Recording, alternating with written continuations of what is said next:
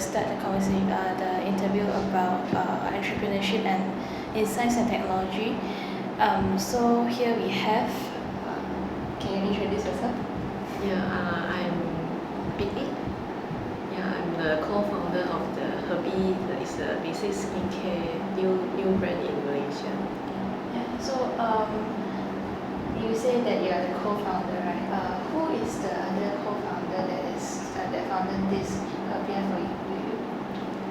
Actually, we got a team, so it's three of us initially. So one is she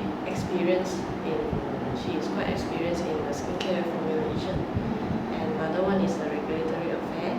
So one is involved in the formulation initially, and then another one is just to make sure the formulation and the skincare is fit to Malaysia regulation things. And then I mainly involved in the sales and marketing. So what is the expertise of each of your background? Two is microbiologist, one is biohealth. Biologist. Your one is biohealth, is it? The regulatory affairs. Okay. So in this formula that you do, you do have a regulatory that to make sure that everything is compliant to the rules and regulations of Malaysia in terms of the cosmetic, right? So do you have any? Do you send your products for lab tests and etc. things like that? Yeah. We got every batch we got like microbiological test. To make sure it's free from like harmful microbes. So that is done by the manufacturing side, and then we will request for the report if we want to. So for this one, when was it founded? We got the idea in 2015, and then once we came back from New Zealand, then we started to do everything in according to the plan, find the manufacturer, come up with the formulation, do the testing, and also get the sample to test and then manufacture. So how long does it take between like when you started with the formula and then get through get to the manufacturer and make sure that they can do the formula and everything until that you can launch the product? It takes about 1 year. 1 year to prepare everything. So when you're doing cosmetic, do you need some let's say some kind of license that's special for cosmetic from the government side? I think so far no need in Malaysia. We just need to like notify the government that we have this new skincare in Malaysia and it is compliant to your regulation. Then all the percentage everything. So we move on to something else. For your skincare range, how is it different from any other skincare range? I think there is many skincare brand outside, and ours one is why we want to do it is we want to build a Malaysian brand which is lower in price, which is more affordable to Malaysian here, and we use only plant-based ingredient, so it's more natural and it's quite effective, and we use only like the mild ingredient so that it won't like cause like sensitive or allergy. So have you had any like clinical studies on like the effect on sensitive people yet? Not yet. Just that when we do the formulation, right, we get a sample, an amount of sample, then we send to a group of people. Those claim they have sensitive skin, so we send to them and get the feedback. It's like a study group like that. Yeah. Okay. It's not like we do a clinical study. I see. For your range, what kind of product is there for now? So So far only because we took only 1 year for the preparation. So initially now we only had hydrating series. It's just a basic cleanser. Yeah, it's a basic skincare because it's a basic one. We need we need to clean and then tone and then moisturize. That is the most basic skincare we need at least. So in future plans, do you have any expansion of the range, or do you want to do another kind of range? We will try to get more product to complete this series, and at the same time we are going to ID another series. Okay. Hold on. I forgot already, but I draft the questions.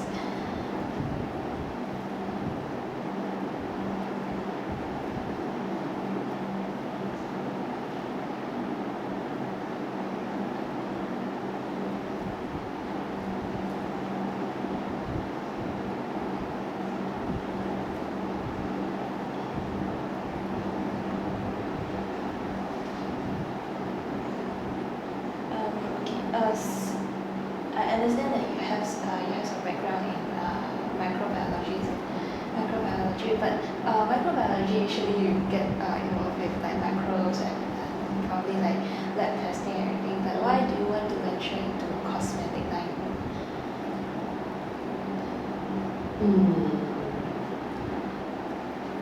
I think this is based on what we want to do and what we can do. So when we are in New Zealand that time, we group of friends, we come up with the idea that what we want to do as I tell you just now is we want to build a Malaysian brand, which high in quality and also affordable to Malaysians. And then we are like talking to each other, and we found that our background is quite allow us to go into skincare field because of our background. Like one is good in formulation, one is regulatory affair, and one is I have a background in sales and marketing. So we think that is a routine to start into doing skincare. So for your part, you're doing sales, right? So what kind of target audience are you reaching out to? Mainly is young adult. Working adults. Start from when you're in university to young adult like 30 years old. So your formula is also according to that age range. It's more to like a skin issue. Skin Because issue as in like dehydration skin issue. Because if we target the older, like they have a fixed skincare brand already, they prefer. So it's like change.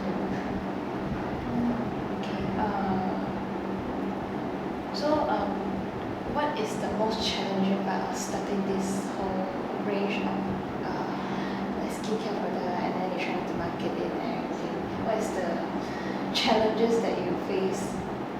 I think it's the branding part because the Malaysian brand is what we want to build, and it is the problem to us also. Because in Malaysia we usually don't have much confidence in Malaysian brand. They will doubt your quality and why you're selling at this price. We should get it at a very low price. But then if you push it too low, people will question the quality instead. Do you have any work partnership with any other companies or anything? Currently, we are partnership with the NGO by Vision. Because our another vision is that we want to channel the resources to those who need in Malaysia.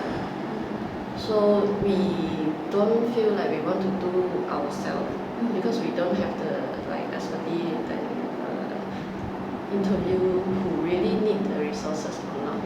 So we rather than we partnership with World Vision, they are more experienced in it and they have work going on. So we just channel the the money to them and they use it. So I saw from the poster is 10% will be channeled into charity, right? So is this originally a part of your plan from the starting that you guys want to channel certain portion into charity work or community services? So is there any plan that is like further going to develop this part? 10% is the minimum.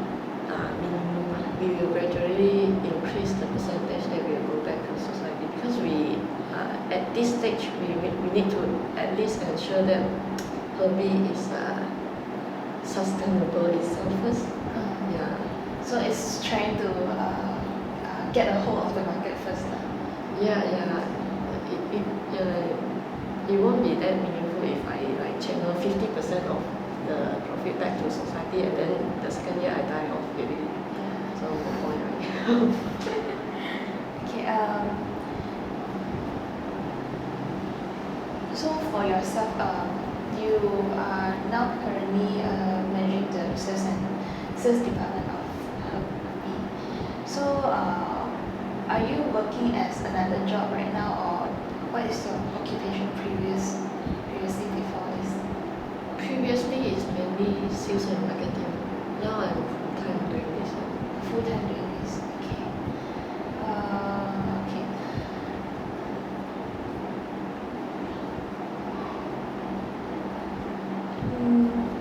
Would you consider like yourself as an entrepreneur, like to start this thing like from the start without anything, and then you start your own formula?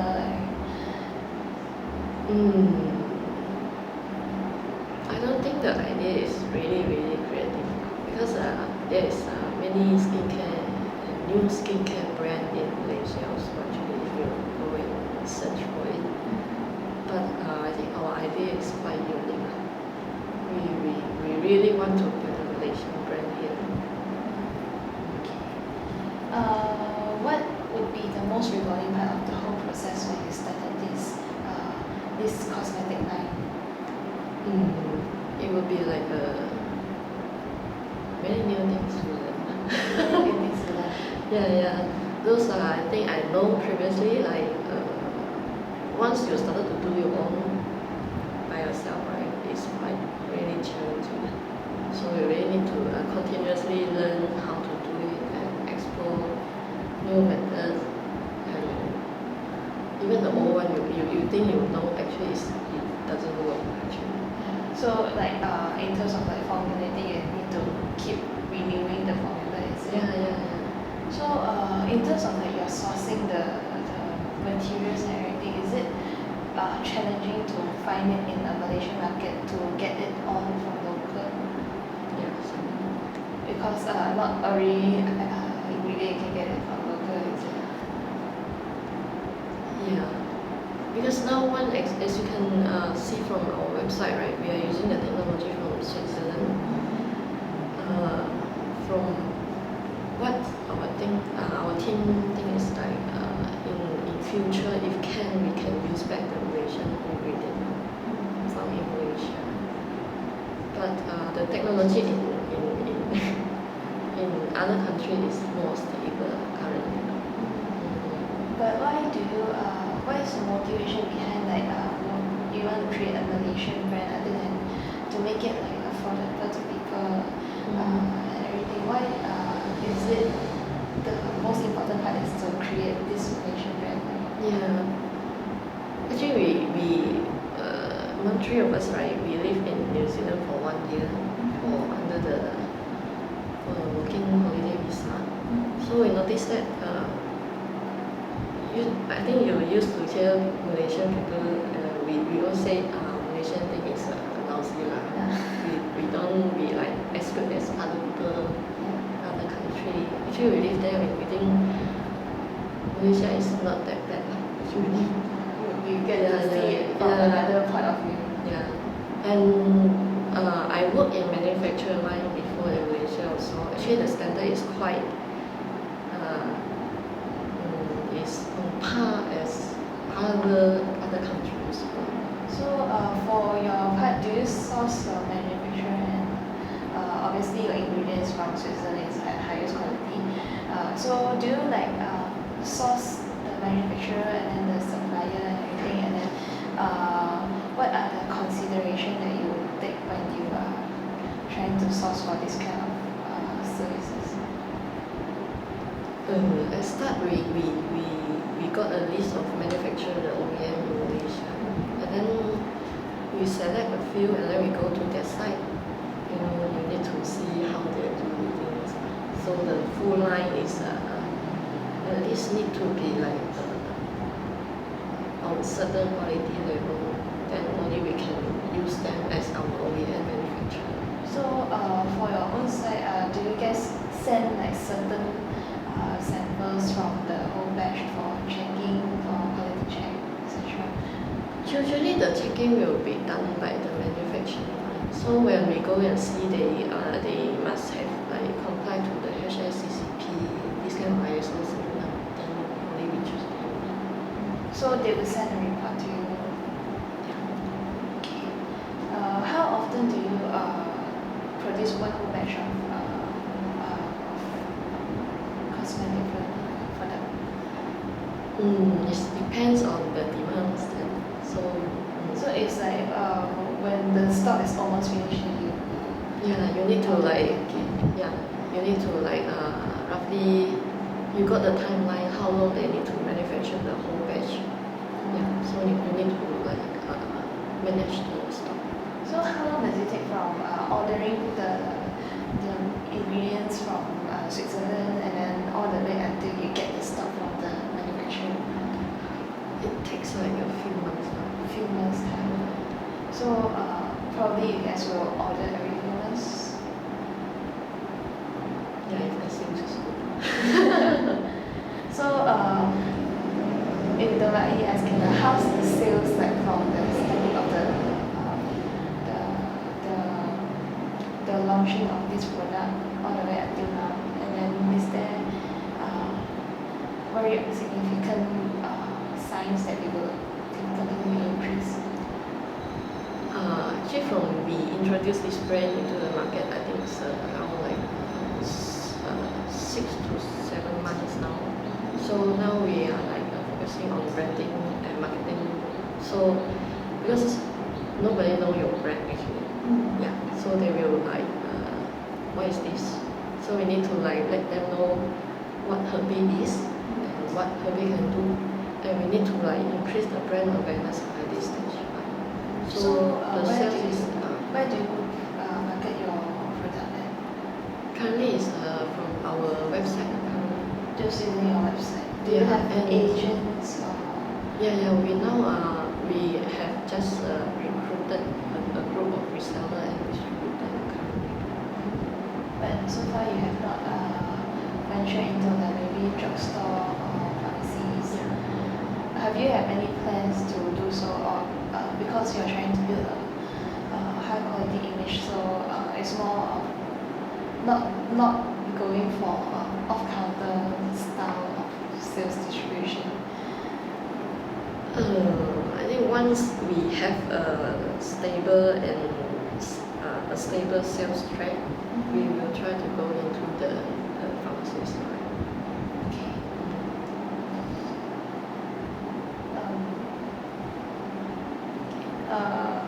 Okay, lastly, if anyone wanted to join like entrepreneurship for like maybe not only cosmetic, maybe in food line, but then you're going for like the same process that you're going for manufacturing and then like for testing and everything, what advice would you give them if they wanted to start something like this?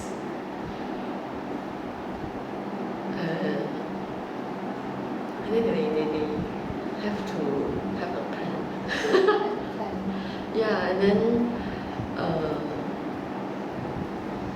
Do you think the expertise behind what you do is very important if you wanted to go for like, because at least you know what you are doing actually, and if you offer something to others, then you need to make sure it's safe and it's good to use.